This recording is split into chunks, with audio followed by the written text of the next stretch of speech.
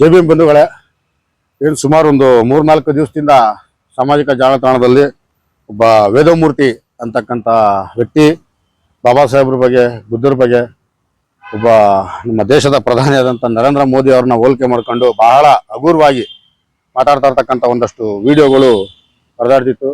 ಈ ವಿಚಾರವಾಗಿ ಒಂದು ದೂರನ್ನ ಸಲ್ಲಿಸಿದ್ದೆ ನಮ್ಮ ಕರ್ನಾಟಕ ಭೀಮಸೇನೆ ಸಂಘಟನೆ ವತಿಯಿಂದ. ಆ ಒಂದು ದೂರನ ಆಧಾರದ ಮೇಲೆ ಇವತ್ತಿನ ದಿನ ಆತನ ಮೇಲೆ ಒಂದು ಪ್ರಕರಣ ದಾಖಲಾಗಿದೆ ಸೈಬರ್ ಕ್ರೈಮ್ನಲ್ಲಿ. ಆತನ ಮೇಲೆ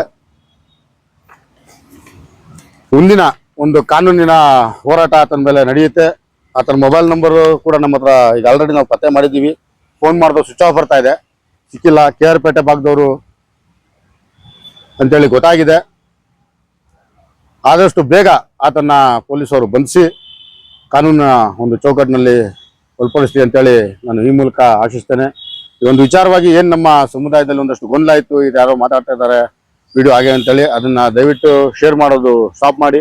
ಯಾಕಂತಂದ್ರೆ ನಾವೇ ಆತನಿಗೆ ಒಂದು ಪ್ರಚಾರವನ್ನ ಗಿಟ್ಟಿಸಿದಾಗ ಆಗ್ತದೆ.